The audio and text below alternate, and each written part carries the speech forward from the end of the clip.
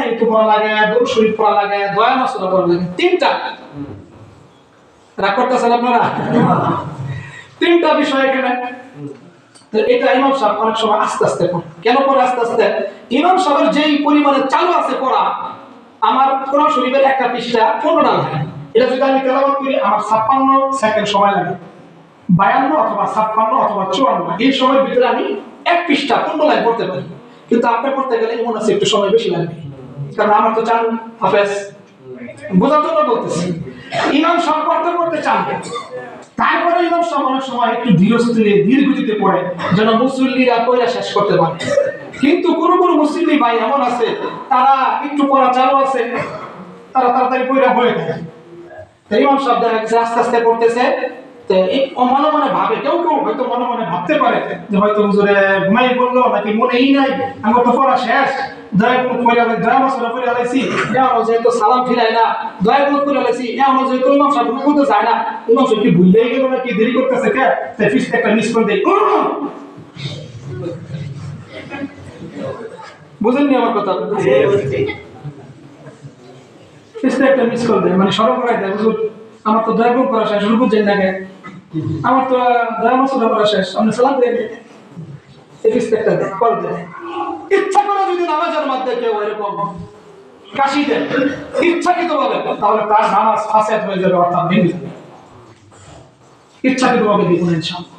আল্লাহ তাআলা الرحمن الرحيم يا أيها المزمل قم الليل إلا قليلا نصفه أو انقص منه قليلا أو زد عليه ورتل القرآن ترتيلا.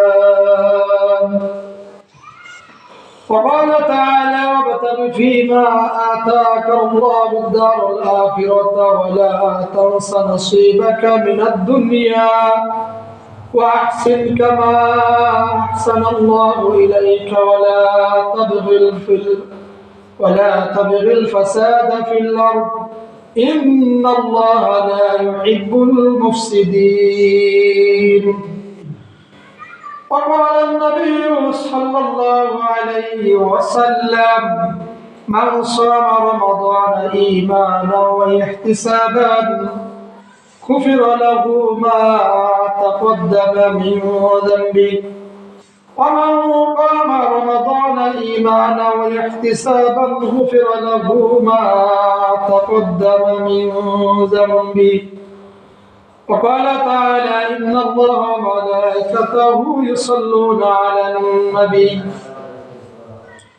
يا أيها الذين آمنوا صلوا عليه وسلموا تسليما.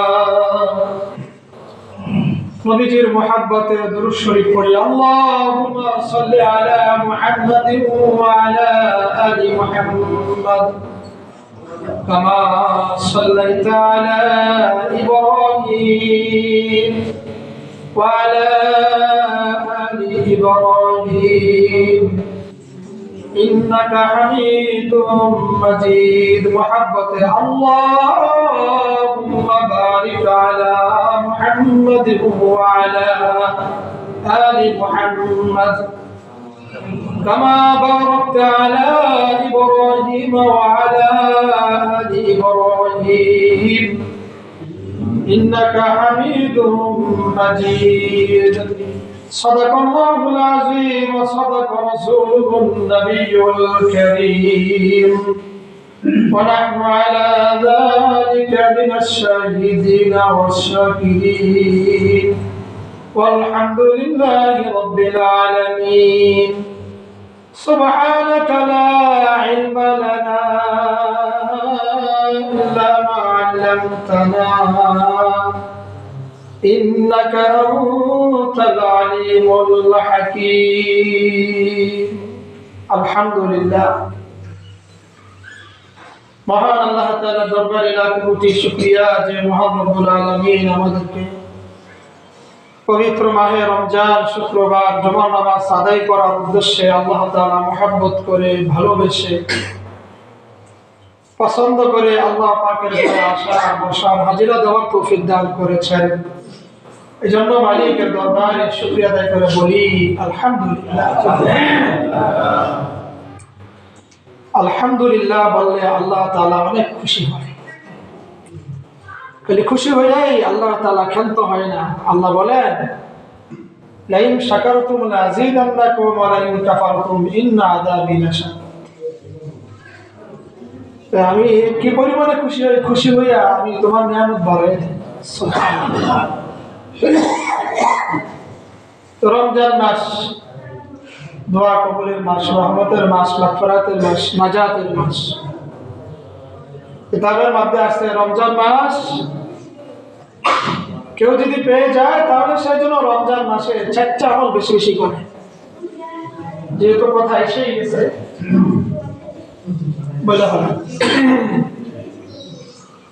আল্লাহ রাসূল হাদিসের মধ্যে বলেন যদি কেউ রমজান মাস পেয়ে যায় 4টা আমল যেন সে বেশি বেশি করে। কয়টা আমল ভাই? 4টা। সংক্ষেপে বলি, প্রথমত বেশি বেশি লা ইলাহা ইল্লাল্লাহ জিকির করা, এই একটা আমল। যখনই সময় পাবে উঠতে বসতে চলতে ফিরতে সব অবস্থায় জিকির করা যায়। জিকিরের জন্য ওযু শর্ত না। কি বলেন আপনারা? নামাজের জন্য ওযু শর্ত, জিকিরের জন্য ওযু শর্ত না। আপনি বিনা ওযুতে কি করতে পারবেন? জিকির করতে পারবেন। মাশাআল্লাহ। আল্লাহ তাআলা আয়াতের মধ্যে বলেন আল্লাযীনা ইয়াযকুরুল্লাহা কিয়ামান ওয়া qu'udan ওয়া আলা জুনুবিহিম ওয়া তাফাক্কারুনা ফি খালকিস সামাওয়াতি ওয়াল আরদ।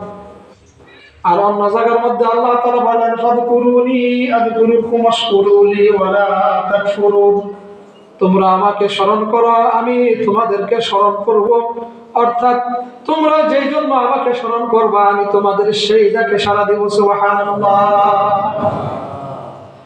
এই জন্য উঠতে বসতে চলতে ফিরতে যে অবস্থায় থাকি না কেন জিকির করা যায়। তবে এই ক্ষেত্রে একটা বিষয় আমাদের স্মরণ রাখতে হবে,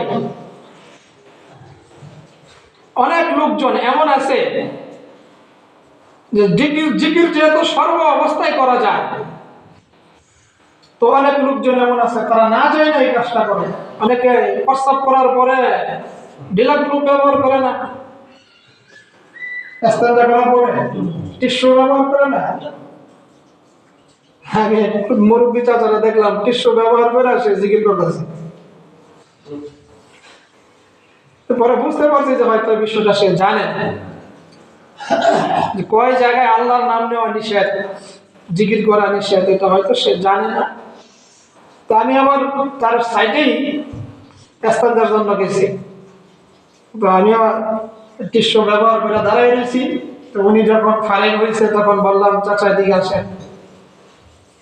আলহামদুলিল্লাহ উনি একদম সরল সোজা মানুষ।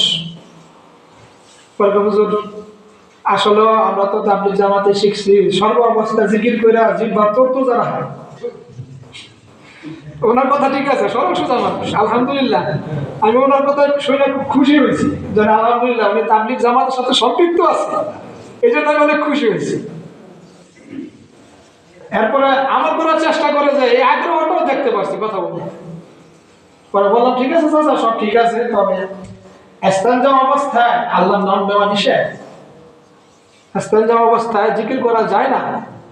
যখন হুজুর হাজত সারতে আসবে তখন যে আমরা দোয়া করি, দোয়া করার পরে হাজত সারা আগ পর্যন্ত আবার যখন বের হয়ে যাবো দোয়া করবো, তারপরে আপনি বলতে পারবেন। ভিতরে ঢুকে বা এই অবস্থায় জিকির করা নিষেধ। এই জন্য আলহামদুলিল্লাহ। তো বিষয়টা যেহেতু বলে দিলাম, আমরা হয়তো অনেকে জানি না যে জিকির কোন সময় করা যাবে কোন সময় করা যাবে না, এগুলো আমাদের জানা দরকার। তো রমজানের 1 নম্বর আমল হইল সবসময় জিকির করা, বেশি বেশি জিকির করা, সবসময় মধ্যে বেশি বেশি জিকির করা, লা ইলাহা ইল্লাল্লাহ জিকির করা, এটা 1 নম্বর আমল। 2 নম্বর আমল হইল লা হাওলা ওয়ালা কুওয়াতা ইল্লা বিল্লাহ। এটা আল্লামা হামায়াতুদ্দিন সাহেব একটা কিতাব লিখছেন। এই কিতাবের ভিতরে সর্বপ্রথমে 2টা আমল রোজা সম্বন্ধে যখন আলোচনা করছেন এই 2টা আমল নিয়ে আসছেন। আবার কেউ কেউ বলছেন রমজানে বেশি বেশি ইস্তিগফার অর্থাৎ তওবা করা আল্লাহ তাআলার কাছে। আমরা তিনটা করার চেষ্টা করবো ইনশাল্লাহ। তো যাই হোক, তো উনি যে দুইটা আমার কথা বলছেন, একটা বেশি বেশি লা ইলাহা ইল্লাল্লাহ জিকির করা, আরেকটা হলো লা হাওলা ওয়ালা কুওয়াতা ইল্লা বিল্লাহ পড়া। আর দুইটা আমল, যখন সে ভালো কাজ করবে, নামাজ পড়বে, কোরআন তেলাওয়াত করবে, জিকির আজকার করবে, পরিশেষে যখন সে আল্লাহ তাআলার কাছে দোয়া করবে, তখন যেন সে দুইটা জিনিস আল্লাহ তাআলার কাছে চায়। এখানে তার জন্য দুইটা আমল। একটা হলো সে জান্নাতের আশা করে আল্লাহর কাছে দোয়া করবে, হে আল্লাহ আপনি জান্নাত আমাদের নামে লিখে দেন, আমাদের নসিবে জান্নাত দান করে দেন। আরেকটা হলো জাহান্নাম থেকে সে মুক্তি চাইবে আল্লাহ তাআলার কাছে। এই চারটা আমল আমরা রমজানে বেশি বেশি করবো ভাই, মুখস্থ করে নেই। একটা হলো বেশি বেশি লা ইলাহা ইল্লাল্লাহ জিকির করব, লা হাওলা ওয়ালা কুওয়াতা ইল্লা বিল্লাহ এটা বেশি বেশি করব। 2 নম্বর। 3 নম্বর, আল্লাহ তাআলার কাছে জান্নাত জাহান্নাম থেকে মুক্তি চাইবো। 4 নম্বর, জান্নাতের আশা করে আল্লাহ তাআলার কাছে দোয়া। এই চারটা আমল যেন আমরা না ছাড়ি। আর রমজানের 6টা নিয়ম মেনে রমজানে আমরা এই বাকি যে কয়েকটা দিন আছে 6টা নিয়ম মেনটেন করে আমরা রমজান কাটাবো। 6টা নিয়মের মধ্যে এটাও একটা আছে, এই যে বলছিলাম জবানের হেফাজত করা, কানের হেফাজত করা, এরপরে এরকম ভাবে চোখের হেফাজত করা 3টা। আরেকটা হলো আরো অঙ্গ প্রত্যঙ্গের হেফাজত করা যাতে গুনাহ না হয়। আরেকটা হইলো আল্লাহ তাআলার কাছে বেশি বেশি দোয়া করা যেন আল্লাহ তাআলা আমাদের আমলগুলো কবুল করে আমাদেরকে যেন মাফ করে। এইভাবে রমজান মাস যদি কেউ কাটাইতে পারে এবং রমজানের সিয়াম অর্থাৎ রোজা রাখতে পারে, তারাবির নামাজ আদায় করতে পারে, আল্লাহ তাআলা রাসূল আজকে যে খুতবা তেলাওয়াত করা হবে এই খুতবার মধ্যে ঘোষণা করছেন আল্লাহ তাদেরকে মাফ করে দিবেন। এমনকি আল্লাহ তাআলার হাদিসে কুদসির মধ্যে আল্লাহ তাআলা বলছেন যে রোজা যেহেতু আমার জন্য, এটার প্রতিদান আমি আল্লাহ তাআলা নিজ হাতেই দিব। একজন প্রশ্ন করছেন যে রোজার প্রতিদান আল্লাহ নিজ হাতে দিবে, তো নামাজের প্রতিদান আর অন্যান্য আমলের প্রতিদান এটা আল্লাহ তাআলা ফেরেশতার মাধ্যমে দিবে, এটা আল্লাহ তাআলা নিজ হাতে দিবে না কেন? উত্তরে লেখা হয়েছে অন্যান্য ইবাদত বন্দেগীর ভিতরে কোনো কোনো সময় লোক দেখানো হইতে পারে, চাপের সম্মুখীন হইতে পারে। যেমন আজকে শুক্রবার নামাজ আদায় করতে আসছি, এখন আমি আসলে নামাজ পড়তে অভ্যস্ত না, উদাহরণ দিয়ে বোঝাচ্ছি। কিন্তু রমজান মাস শুক্রবার যদি বাসায় বসে থাকি তাহলে আশেপাশে কেউ ভাবতে পারে রোজার মাস শুক্রবার জুমার নামাজটাও সে গেল। এই ভয়ে যারা আসে, অথবা দেখা গেছে এলাকার লোকজন 10 জন গেছে আমি গেলাম না, মন চাইতেছে না, কিন্তু তাদের দেখা দেখি আমিও গেছি, নিয়ত আমার মনের মধ্যে ভিন্ন, অথবা কোনো চাপে পড়ে গেছে। এটা এরকম ভাবে দেখা গেছে অনেক সময় নিয়তের কারণে, অলসতার কারণে দেখানো হইতে পারে যে না আমি যাইতেছি, দেখবি কবুল হোক না হোক করে না। কিন্তু রোজাটা শুধু আল্লাহর জন্য এটাই যে একটা মানুষ ইচ্ছা করলে সে ঘরে গিয়ে লুকায় খেতে পারে, গোসল করতে যায় ডুব দিয়ে এক ডুব পানি খেতে পারে, এখানে কিন্তু তার কেউ দেখার মতো নাই। কি বলেন আপনারা? নামাজটা আমরা করতে আসছে এটা দেখা যাচ্ছে, জাকাত অর্থ সম্পদ হইলে দিলে না দিলে এটা অনেক সময় বোঝা যায়। এরকম অন্যান্য আমল আছে অনুমান করা যায় যে আমলটা সে করতেছে, কিন্তু রোজার আমলটা এমন একটা আমল যে এটা একমাত্র আল্লাহ তাআলা জানে, আর যিনি এটা পালন করে সেই জানে যে সে কতটুকু আল্লাহর জন্য করতেছে, কতটুকু তার ভিতরে আল্লাহর ভয় আছে, এটা সে একমাত্র সেই জানে। এটা দেখানোর জন্য কিছু নেই। এই জন্য আল্লাহ তাআলা হাদিসে কুদসির মধ্যে বলেন যে আসসাউমুলি, রোজা যেহেতু আমার জন্য বান্দা তুমি রাখছো, ইচ্ছা করলে তুমি ডুবদা পানি খাইতে পারতা, দোকানে পর্দা লাগা লাগে এক ডুব পানি খাইতে পারতা, একটা কিছু খাইতে পারতা, ঘরের দরজা বন্ধ করে খাইতে পারতা, কিন্তু দেখা গেছে তুমি তা করো নাই। তা করো নাই, মানুষের সামনে তো খাওয়াই নাই, ক্ষুধা লাগা সত্ত্বেও তুমি গোপনেও খাও নাই। কিসের জন্য? তুমি আমার ভয় করছো, তুমি আমার অপেক্ষা করছো রবের পক্ষ থেকে যখন মাগরিবের আজান হবে, সময় হবে, তখন আমি ইফতার ছাড়বো, আমি রোজা বাঁধবো, এর আগে আমি ছাড়বো না। সুবহানাল্লাহ। আশ্চর্য একটা বিষয়, আপনারা খেয়াল করলে হয়তো খেয়াল করছেন, না হলে দেখেন আপনারা দুনিয়ার এমন কোন আইনটা মানুষকে 500, 2000, 100 মানুষ যদি এক জায়গায় থাকে, দেখবেন একটা না একটা কথা অনেক সময় হয়ে যায়। শুধুমাত্র নামাজের সময় ছাড়া যদি একাকি এমনি বসে থাকে অথবা দোকানপাটে থাকে, বাজারে থাকে, কেউ না কেউ কথা বলে। ওখানে পুলিশ দিয়ে দেখা গেছে যে অনেক সময় এটা নিয়ন্ত্রণ করা 100% নিয়ন্ত্রণ করা সম্ভব অনেক সময় হবে না, কিন্তু ইফতারের সময় দেখবেন যখন আজান হয় একদম নীরব হয়ে যায়। খেয়াল করছেন কিনা? একেবারে নীরব। আলহামদুলিল্লাহ। এই জন্য আল্লাহ তাআলা বলে, বান্দা তুমি যেহেতু আমার জন্য রোজা রাখছো, এটার প্রতিদান আমি আল্লাহ তোমাকে নিজ হাতেই দিয়ে দিব। সুবহানাল্লাহ। প্রিয় ভাইরা আমার, রমজানের দিন আস্তে আস্তে আমাদের কাছে থেকে চলে যাচ্ছে। এই জন্য আমরা রমজানের প্রত্যেকটা সময়, প্রতিটা মুহূর্ত, প্রতিটা সেকেন্ড যেন আমাদের কাজে লাগে, এইটা লক্ষ্য করে আমাদের আমল করতে হবে। আমাদের মাধ্যমে যেন কোনো গুনাহের কাজ না হয়। কারণ রমজান পাওয়ার পরেও যদি গুনাহ মাফ করাইতে না পারি, তাহলে তো ওই বদলার ভিতরে পড়ে যাব। এই জন্য কোনো অবস্থাতে যেন রমজান আমাদের কারো মাধ্যমে কোনো গুনাহ না হয়, রমজানের বাহিরেও যেন না হয়, এটা লক্ষ্য রাখতে হবে। সেটা কথার দ্বারা হোক, আমার ব্যবহারের দ্বারা হোক, হাতের দ্বারা হোক, পায়ের দ্বারা হোক, আমার লেনদেনের দ্বারা হোক, যে কোনো মাধ্যমে হোক। প্রিয় ভাইরা আমার, ইসলামের ভিত্তি 5টা। আবার মানুষ যদি 5 ভাবে আমল করে, 5টা বিষয় মেনটেন করে চলে, তাহলে ওই মানুষ ফেরেশতার থেকেও দামি আল্লাহ তাআলা তারে বানায় দেয়। ফেরেশতা থেকে আল্লাহ তাআলা তার দামি বানাই দিবে। যেমনি ভাবে হযরত আদম আলাইহিস সালাতু ওয়াস সালামকে আল্লাহ তাআলা বানানোর পরে বলেছেন, উসজুদু লি আদম, আদমের সিজদা করো। আপনারা জানেন এই কথা, শুনছেন বহুবার। তা আমরা তো আদম সন্তান। যদি আল্লাহর হুকুম মেনে নবীর তরিকায় যদি কেউ চলতে পারে, 5টা বিষয় খেয়াল করে, একটা মানুষ জন্মের পর থেকে কবর পর্যন্ত তার এই 5টা বিষয় করণীয়। সর্বপ্রথম হলো তার ঈমান। খুব ভালো করে খেয়াল করবেন, সর্বপ্রথম কি ভাই? ঈমান। আমি যা কিছু চোখে দেখি না দেখি, সব কিছু আল্লাহ তাআলা সৃষ্টি করছে, এটা পুরোপুরি বিশ্বাস করতে হবে। আল্লাহ আমার সৃষ্টিকর্তা, আল্লাহ আমার রব, আল্লাহ আমার হায়াতের মালিক, আল্লাহ তাআলা আমার মৌতের মালিক, আল্লাহ আমার রিজিক দাতা। পাথর ভাঙা হয়েছে, পাথরের ভিতরে দেখা গেছে একটা পোকা। জিজ্ঞাসা করা হয়েছে, এই পাথরের ভিতরে পোকা কিভাবে আসলো? আল্লাহওয়ালা মানুষ যখন পাথরের ভিতরে পোকা দেখতে পাইলেন, সেই পোকাটা জীবিত। সুবহানাল্লাহ বলে বলাইছে তার জবান দিয়া, আয় আল্লাহ, এই পাথরের ভিতরে পোকা, এখানেও তুমি এই পোকা জীবিত রাখছো, এখানেও তাকে তুমি রিজিক পৌঁছায় দিছো, এটা একমাত্র তোমার দ্বারাই সম্ভব। সুবহানাল্লাহ, সুবহানাল্লাহ। এই জন্য যা কিছু দেখি না দেখি বিশ্বাস করা 1 নম্বর হলো ঈমান ভাই। 2 নম্বর, ঈমান আনার পর হলো ইবাদত বন্দেগী। আল্লাহ যখন যা হুকুম, যা আদেশ তা পালন করা, যা নিষেধ তা ছেড়ে দেওয়া।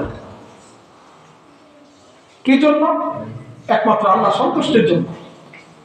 প্রথমত ঈমান, ঈমানের ব্যাপারে কথা বলতে গেলে অনেক সময়ের দরকার। 2 নম্বর হলো ইবাদত বন্দেগী, রোজা, নামাজ, হজ, যাকাত। এক কথায় আল্লাহর যা হুকুম করছে এগুলো সব ইবাদত বন্দেগী। এটা মানুষ যখন ঈমান আনবে, 2 নম্বরে ইবাদত বন্দেগী করবে। এখানে আরেকটা বিষয় জেনে রাখেন, ঈমান আনা ছাড়া যদি কেউ ইবাদত বন্দেগী করে, তাহলে তার ওটার পুরস্কার আল্লাহর তরফ থেকে সে পাবে না। ইচ্ছা করলে আল্লাহ তাআলা সাময়িক তারে কোনো একটা বিষয় দিতে পারে, কিন্তু জাহান্নাম থেকে সে মুক্তি হবে না। বর্তমান হুজুরটা কেমন? হিন্দুরা তো ঈমান আনে নাই, এরা তো ভালো কাজ করে, তাহলে কি? আপনারা একটু খেয়াল করেন, একটু অতীতে যাই। আল্লাহ রাসূলের একজন চাচার নাম,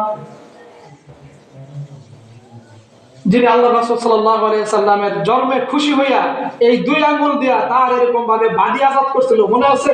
তার নাম আপনাদের? এই তো মাশাআল্লাহ, একজন বলছেন আবু তালেব। তো ঈমান না আনার কারণে দেখা গেছে, কিন্তু ওই 2 আঙ্গুল দিয়ে তারা এরকম ভাবে আজাদ করে দিয়েছিলেন খুশি হইয়া।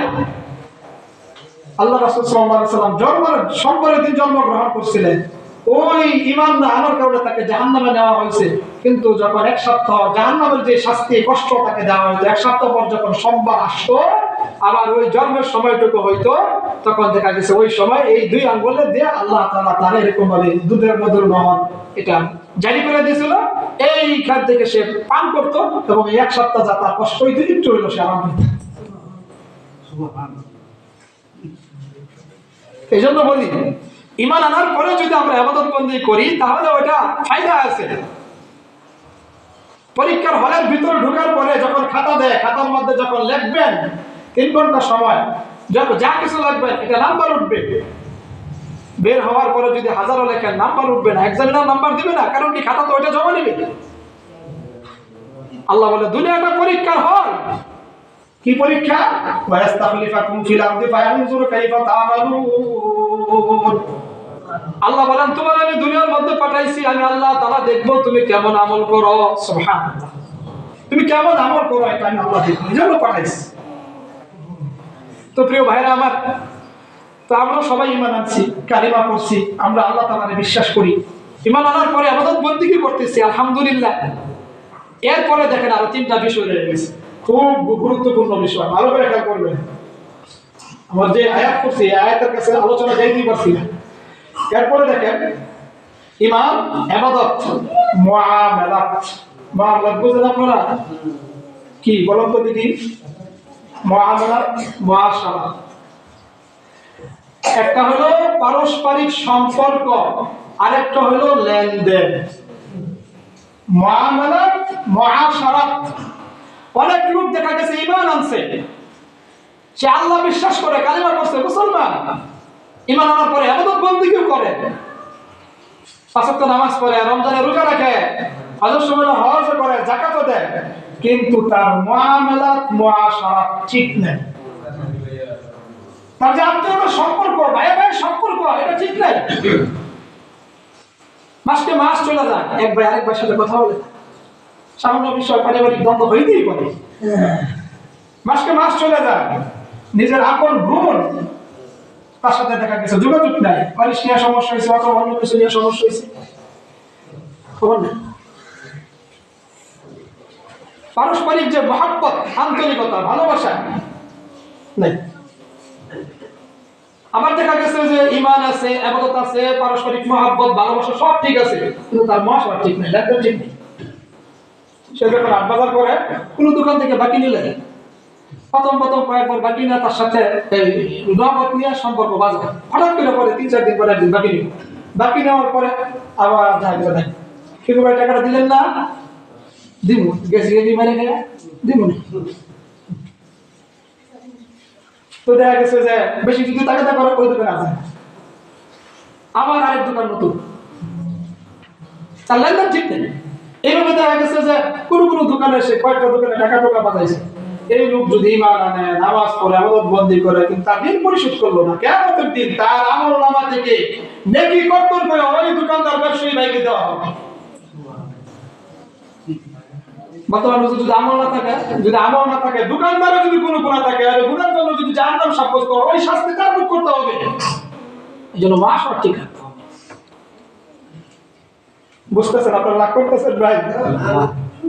তাহলে ঈমান, ইবাদত বندگی, তারপরে হলো মুআমালাত, মুআশারাত, 5 নম্বর হলো আদব আখলাক। 5 নম্বর কি ভাই? আদব আখলাক। এই 4টা ঠিক আছে, ঈমান ঠিক আছে, ইবাদত বندگی ঠিক আছে, মুআমালাত ঠিক আছে, মুআশারাত ঠিক আছে, পারস্পরিক সম্পর্ক ঠিক আছে, পারস্পরিক লেনদেন ঠিক আছে, কোনো বাকিটা কি নেয় না, কার জমাইরা খায়ও না, কেউ মার দেয়ও না, সব ঠিক আছে, কিন্তু সে কি বেদন, আদব আখলাক ঠিক নেই। আল্লাহ রাসূল বলেন, ক্বালা নবী সাল্লাল্লাহু আলাইহি ওয়াসাল্লাম, মান লাম ইয়ারহাম সগীরানা ওয়া লাম ইউআক্কির কাবীরানা ফালাইসা মিন্না।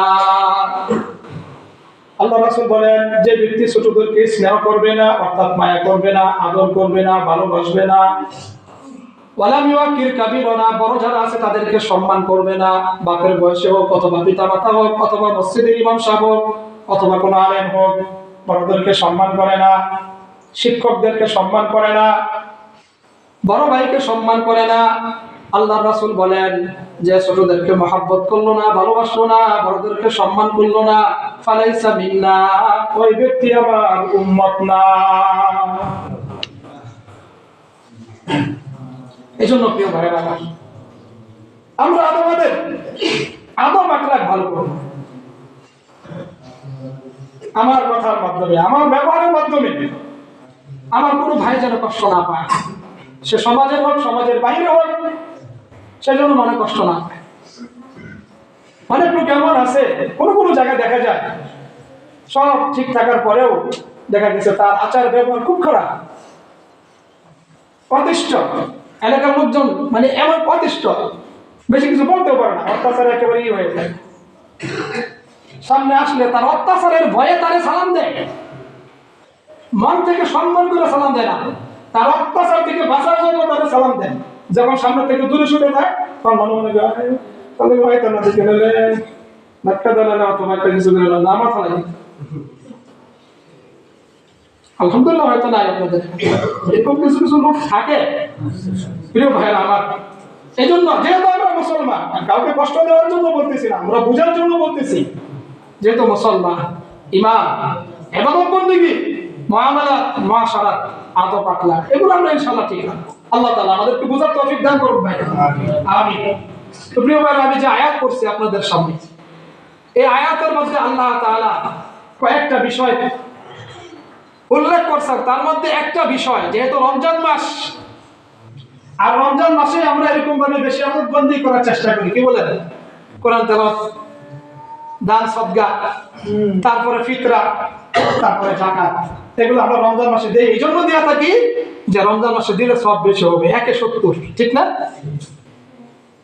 আল্লাহ তাআলা পবিত্র কোরআনের 20 নম্বর পারা সূরাতুল কসসের মধ্যে তেলাওয়াত করে আয়াত নাযিল করে জানাই দিয়েছেন, ইন্না কারুনা কানাত মিন কওমি মূসা ফাবাগা আলাইহিম ওয়া আতাইনাহু মিনাল কুনুজি মা ইন্না মাফাতিহাহু লাতানু বিল উসবাতি উলিল কুওয়া ইয ক্বালা লাহু কওমুহু লা তাফরাহ ইন্নাল্লাহা লা ইউহিব্বুল ফারিহিন।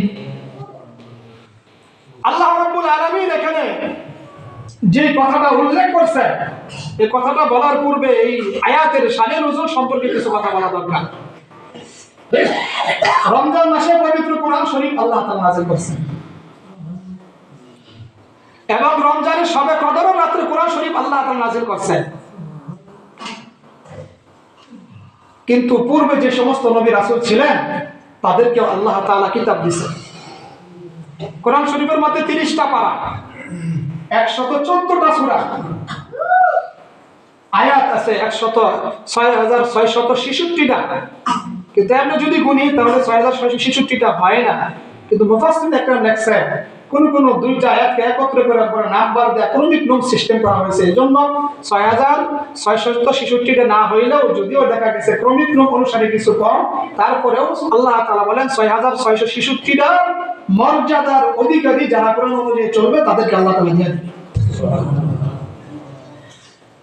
তো আমি যে কথাটা বলতে চাচ্ছি সেটা হলো যে হযরত মুসা আলাইহিস সালাতু ওয়াস সালামকে আল্লাহ তাআলা একটা কিতাব দিয়েছিলেন। সেই কিতাবের নাম কি আপনারা কেউ বলতে পারেন?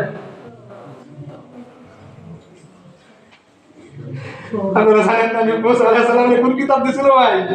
তাওরাত। বয়ান কিছু না, এটাও একটা ক্লাস। হযরত মুসা আলাইহিস সালাতু ওয়াস সালামকে যে আল্লাহ তাআলা তাওরাত দিয়েছিলেন, এখানে 1000 ভলিউমের একটা কিতাব ছিল, 1000 সূরা। আবার এরকম ভাবে দেখা গেছে প্রত্যেকটা সূরা এরকম হাজার হাজার আয়াত। তো ওই জামানায় মুসা আলাইহিস সালাতু ওয়াস সালামের জামানায় তাওরাতের হাফেজ ছিল মাত্র 2 জন। কয়জন ভাই? আলহামদুলিল্লাহ, শুকরিয়া, আমাদের বাংলাদেশে এখন অনেক লক্ষ লক্ষ হাফেজ। আমি গত 2 দিন আগে একটা প্রতিবেদন দেখলাম, একটা পরিবারের 75 জন হাফেজ। আলহামদুলিল্লাহ, সুবহানাল্লাহ। আপনারা বললেন এক কপাল পুরা কমেন্ট করছে, ভাই 75 জন ধইরাই খুলে দিয়েছি। চিন্তা করছেন কত নিম্নমানের চিন্তা। এই 75 জন ব্যক্তি এরা খয়রাতি হয়েছে, খয়রাতিলে আবার হয়েছে, মানে এই তো বুঝছেন, নাউজুবিল্লাহ। এবার আমি আপনাদেরকে বোঝার জন্য বলতেছি কেন বললাম কথাটা। তো আলহামদুলিল্লাহ, শুকরিয়া। একটা পরিবারে যদি 75 জন হাফেজ থাকে, হাফেজা সবাই সবাই আলহামদুলিল্লাহ, ওই পরিবারটা আলহামদুলিল্লাহ, এটা আল্লাহ তাআলার রহমত। সবার দ্বারা ইলম শিক্ষা অর্জন হয় না। আল্লাহ রাসূল বলেন নাইদুল্লাহ বি খায়রা ইউফাক্কিহু ফিদ্দীন, আমি আল্লাহ তাআলা যারা পছন্দ করি, আমি আল্লাহ রাব্বুল আলামিন সুম্মা আওরাসনাল কিতাবাল্লাযীনা ইসতাফাইনা মিন ইবাদিনা। আল্লাহ তাআলা সূরা ফাতিরের মধ্যে বলেন সুম্মা আওরাসনাল কিতাব, আমি কিতাবের ওয়ারিসদার বানাই ওই সমস্ত ব্যক্তিদেরকে, আমি আল্লাহ তাআলা যাদেরকে পছন্দ করি, বাছাই করি, আমি আল্লাহ রাব্বুল আলামিন তাদেরকে কিতাবের ওয়ারিসদার বানায় দেই। সুবহানাল্লাহ। বাজার থেকে আপেল কিনি না, কমলা কিনি না, যেটা ভালো বাইসা এটা আমরা ঠুঙ্গার মধ্যে পলিথিনের মধ্যে ভরি, নষ্টটা করি। আল্লাহ বলে দুনিয়ার মধ্যে অনেক মানুষ আছে, এদের ভিতর থেকে বাছাই কইরা কইরা আমি আমার ইলম তাদেরকে দেই। সুবহানাল্লাহ। যাই হোক, এই প্রসঙ্গে কথা না বলি। মুসা আলাইহিস সালাতু ওয়াস সালামের জামানায় দুইজন তাওরাতের হাফেজ ছিলেন। একজন হলো মুসা আলাইহিস সালাতু ওয়াস সালাম, আরেকজন হলো মুসা আলাইহিস সালাতু ওয়াস সালামের চাচাতো ভাই। তার নাম কি বলেন তো?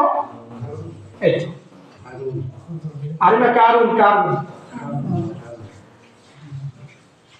পরবর্তীতে কিন্তু সে তার বোনের হাজবেন্ড হয়েছে, এটা আপনারা জানেন কিনা জানি না। তো যাই হোক, আমি মূল কথাটা যে বুঝাতে চাইতেছি, এই তাওরাত যখন আল্লাহ তাআলা মুসা আলাইহিস সালাতু ওয়াস সালামকে ডাক দিয়ে বললেন যাও তুর পাহাড়ে গেলেন, কি জন্য ডাক দিয়েছেন আল্লাহ? তোমার কিতাব দিব। তো কিতাব দিবেন, ভালো কথা, আলহামদুলিল্লাহ দেন। এখানে তুমি 30 দিন থাকো, রোজা রাখো। 30 দিন রোজা রাখলেন। 30 দিন রোজা রাখার পর বলতেছে আল্লাহ কিতাব করো। এর আগে আবার আরেকটা ঘটনা ঘটছে, এটা একটু বলে দিন। 30 দিন রোজা রাখার পরে মানুষ সারাদিন সকাল থেকে সন্ধ্যা পর্যন্ত না খেয়ে দেখলে মুখে একটা দুর্গন্ধ সৃষ্টি হয় না? উনি মেসওয়াক করতেছে। আল্লাহ তাআলা জিজ্ঞাসা করলেন মুসা তুমি কেন মেসওয়াক করো? মেসওয়াক করতে তো ভালো কাজ, কিন্তু আল্লাহ শিক্ষা দিবেন। তো মুসা আলাইহিস সালাতু ওয়াস সালাম বলতেছেন আল্লাহ আমি 30 দিন যাবত রোজা রাখতেছি, আপনি কিতাব দিবেন বলে নিয়ে আসছেন, আমার মুখে দুর্গন্ধ হয়েছে, এই জন্য আমি মেসওয়াক করতেছি। তো আমার কাছে জিজ্ঞাসা করছো? রোজাদারের মুখের দুর্গন্ধ আল্লাহ তাআলার কাছে মেশকার চেয়েও দামি। সুবহানাল্লাহ, মেশকার চেয়েও দামি। প্রিয় ভাইরা আমার, এজন্য কেউ আমরা রোজা ছাড়বো না, পারবো তো ইনশাআল্লাহ? সামান্য অজুহাত দেয়া কেউ আমরা রোজা ছাড়বো না। আল্লাহ তাআলা আমাদেরকে বুঝার আমল করার তৌফিক দান করুন। তো মুসা আলাইহিস সালাতু ওয়াস সালামকে আল্লাহ তাআলা বললেন মুসা তুমি তো যেহেতু জিজ্ঞাসা করা ছাড়াই তুমি মেসওয়াক করছো, এইজন্য তোমার কাফারা স্বরূপ আরো 10 দিন রোজা রাখবে। আগে 30 দিন, পরে 10 দিন, কয় দিন এলো হয়েছে? 40 দিন। এই যে চিল্লা যে করতে গেছে বন্ধরা কয় আমাকে চিল্লা কইবে এলো দেখ। তো 40 দিন রোজা রাখছেন। এরপর আল্লাহ তাআলার কাছে জানতে চাইলেন আল্লাহ কিতাব না দিবেন? আকাশের দিকে তাকাই দেখো, জিবরাইল আলাইহিস সালাতু ওয়াস সালাম তাওরাত নিয়ে হাজির। দামি জিনিস। আল্লাহ তাআলার কাছে জানতে চাইলেন, সময় নাই, আয় আল্লাহ কিতাব আমি কোথায় রাখবো, কিভাবে রাখবো, এটা গিলাফ আমি কি দিয়ে বানাবো? দামি জিনিস দিয়ে বানাইতে হবে। ঠিক আছে তাহলে বানাও। কয় স্বর্ণ দিয়ে বানাবো। এত স্বর্ণ কোথায় পাবো? আল্লাহ তাআলা জান্নাত থেকে একটা পরশ পাথর, আরবিতে বলা হয় ইমিয়া, এটা দেয়া দিলেন এবং বললেন মুসা এটা যেটার সাথে তুমি লাগাবো সেটা স্বর্ণ হয়ে যাবে, যে কোনো লোহা জাতীয় পদার্থের সাথে লাগাবো স্বর্ণ হয়ে যাবে। মুসা আলাইহিস সালাম পরশ পাথর পাওয়ার পরে লাগাই দেখো সত্যি সত্যি যেটা লাগায় পরশ পাথর, পরশ দেওয়ার সাথে সাথে স্বর্ণ। এই কারণ স্বর্ণকারের কাজ জানতো, তারা বলছে তুমি একটা বানাই দাও, গিলাপ বানাই দিছি, এটা তাওরাত ঢেকে রাখবে। সুবহানাল্লাহ। এরপরে তো বলছে যে পরশ পাথরটা কোথায়, গিলাপ বানানো শেষ দিয়া দাও। ইচ্ছা কইরা, একেবারে ইচ্ছা কইরা সেটা লুকায় রাখছে। লোক মানুষের ভিতরে আছে না? কি বলে আমি হুজুর দিকে কি আমার ভিতরে লোক নাই? কেউ ভিতরে নারীর লোক, কেউ ভিতরে বাড়ি গাড়ির লোক, কেউ ভিতরে টাকা পয়সার লোক, কেউ ভিতরে ক্ষমতার লোক, কি বলে আছে না লোক? উনি বুঝাইতে দিছে, মানে হামলাইতে দিছে। কই জানি থুইছে আর গেছে। মুসা আলাইহিস সালাম এই বিষয়টা নিয়ে আর এত বাড়াবাড়ি করলেন না। উনি গোপনে গোপনে গোপনে যেখানে লোহা পদার্থ পায় ওখানে সে এরকম ভাবে সয়া আস্তে আস্তে আস্তে আস্তে বিশাল ধন সম্পদের অধিকারী হয়ে গেলেন। যখন অনেক ধন সম্পদের অধিকারী হয়ে গেলেন, আল্লাহ তাআলা মুসা আলাইহিস সালাতু ওয়াস সালামের কাছে জানাই দিলেন, বলেন যারা সম্পদদার ব্যক্তি আছে, সম্পদশালী ব্যক্তি আছে, তারা যেন তাদের মালের 2.5% গরিব মিসকিনদের মাঝে যাকাত হিসেবে দেয়া দেয়, দান করে।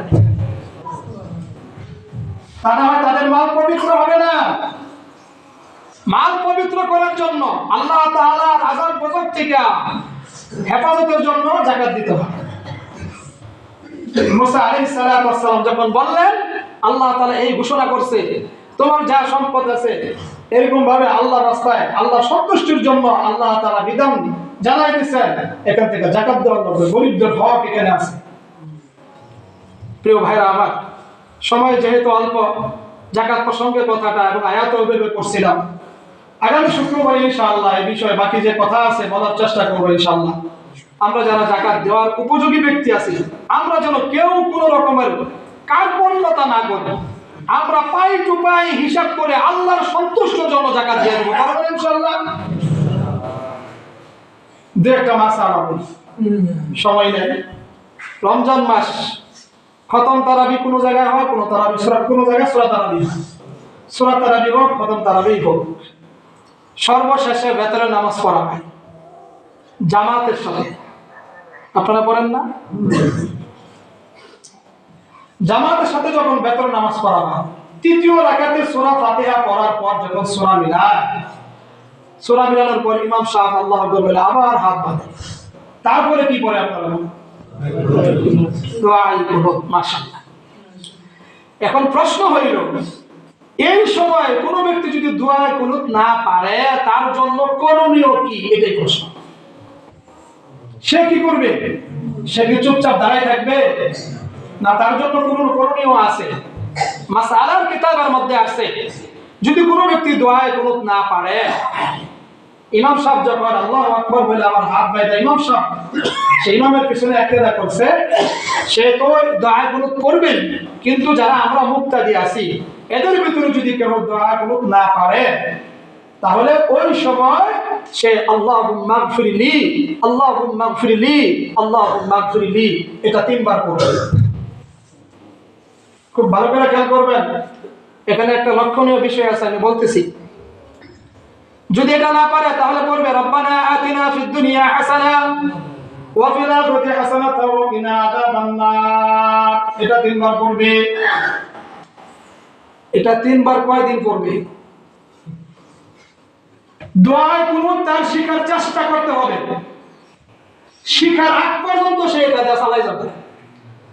মুসলিম দোকানে গেছিলাম জুতা সেলাই করবার লাগি, বলতেছে হুজুর জুতা প্যাক কাছে সেটা সেলাই করতে হবে, তাহলে খালি পায়ে দাঁড়িয়ে থাকবেন, আমার জুতার সাইডে একটু অল্প সময় পারান আপনি, অথবা বাজার সদাই করেন। মুসিবটা বলতেছে। তা আমি এবারে কিছুক্ষণ পরে গেছি, যাই দিন শেষ, কাজ শেষ। কতটুকু সময়ের জন্য পড়বে? আমি কতটুকু সময়ের জন্য নিয়েছিলাম সেন্ট্রাল বেড়ার কাছ থেকে, আমারটা সিঁড়ির আগ পর্যন্ত। দোয়া কুনুত শিকার আগ পর্যন্ত আপনি এটাতে চালাই যাবেন। তার মানে এটা বুঝলেন না দোয়া কুনুত শিখবো না, দোয়া কুনুত যেহেতু লম্বা, আল্লাহুম্মা গফিরলি যেহেতু ছোট, এটা দেখে করব। বুঝেননি আমার কথা আপনারা? এই জন্য প্রিয় ভাইরা আমার, দোয়া কুনুত শিখার চেষ্টা করতে হবে, এবং শিখার আগ পর্যন্ত আপনি ওই সময় দোয়া কুনুতের পরিবর্তে রব্বানা আতিনা ফিদ দুনিয়া হাসানা ওয়া ফিল আখিরাতি হাসানাতাও ওয়া কিনা আযাবান নার, অথবা আল্লাহুম্মা গফিরলি হাইয়িনা, আল্লাহুম্মা গফিরলি হাইয়িনা, আল্লাহুম্মা গফিরলি হাইয়িনা, এই দোয়াটা 3 বার করে আপনি পড়তে হবে। পারবেন ইনশাআল্লাহ? আল্লাহ তাআলা আমাদেরকে বুঝার আমল করার তৌফিক দান করুন, সকলে বলি আমিন। আরেকটা মাসালা, আমরা অনেক সময় দেখা গেছে তারাবির নামাজে হোক অথবা অন্য কোনো নামাজে হোক, ইমাম সাহেব যখন শেষ বৈঠক করে, শেষ বৈঠকের সময় আত্মাহিত পড়া লাগে, দরুদ শরীফ পড়া লাগে, দোয়া মাসুরা পড়া লাগে, 3টা। রাগ করতেছেন আপনারা? 3টা বিষয় এখানে। তো এটা ইমাম সাহেব অনেক সময় আস্তে আস্তে পড়ে। কেন পড়ে আস্তে আস্তে? ইমাম সাহেবের যেই পরিমাণে চালু আছে পড়া, আমার কোরআন শরীফের একটা পৃষ্ঠা 15 লাগে। এটা যদি আমি তেলাওয়াত করি আমার 56 সেকেন্ড সময় লাগে, 52 অথবা 56 অথবা 54, এই সময়ের ভিতরে আমি এক পৃষ্ঠা 15 লাইন পড়তে পারি। কিন্তু আপনি পড়তে গেলে মনে হচ্ছে একটু সময় বেশি লাগবে, কারণ আমার তো চান হাফেজ, বোঝার জন্য বলতেছি। ইমাম সাহেব পড়তে পড়তে চান, তারপরে ইমাম সাহেব অনেক সময় একটু ধীর স্থিরে ধীর গতিতে পড়ে যেন মুসল্লিরা পড়া শেষ করতে পারে। কিন্তু কোন কোন মুসল্লি ভাই এমন আছে, তারা একটু পড়া চালু আছে, তারা তাড়াতাড়ি পড়া হয়ে যায়। তো ইমাম সাহেব দেখা গেছে আস্তে আস্তে পড়তেছে, তো মনে মনে ভাবে, কেউ কেউ হয়তো মনে মনে ভাবতে পারে যে হয়তো হুজুরে ঘুমাই পড়লো নাকি মনেই নাই, আমার তো পড়া শেষ, দয়া মাসুরা পড়ে আলাইছি, এমন যেহেতু সালাম ফিরাই না, দয়া করে আলাইছি, এমন যেহেতু ইমাম সাহেব রুকুতে যায় না, ইমাম সাহেব কি ভুলেই গেল নাকি, দেরি করতেছে কে, তাই ফিসটা একটা মিস করে দেই। বুঝেননি আমার কথা? ফিসটা একটা মিস করে দেয়, মানে সরব করাই দেয়, হুজুর আমার তো দয়া করা শেষ, রুকু যাই না, আমার তো দয়া মাসুরা করা শেষ, আপনি সালাম দিয়ে দেয়, এই ফিসটা একটা দেয় করে দেয়। ইচ্ছা করে যদি নামাজের মধ্যে কেউ এরকম কাশি দেন ইচ্ছাকৃতভাবে, তাহলে তার নামাজ ফাসাদ হয়ে যাবে, অর্থাৎ ভেঙে যাবে। ইচ্ছাকৃতভাবে দেখুন ইনশাআল্লাহ আল্লাহ তাআলা আমাদেরকে বুঝে শুনে সঠিকভাবে রমজান মাসের ইবাদত বন্দি করার তৌফিক দান করুন, সকলে বলে আমিন। ওমা আলাইনা ইল্লাল বালাগ ওয়া মা তাওফীকি ইল্লা বিল্লাহ। যারা সুন্নাত পড়েন নাই 4 রাকাত পড়ার জন্য সুন্নাত পড়েন ইনশাআল্লাহ।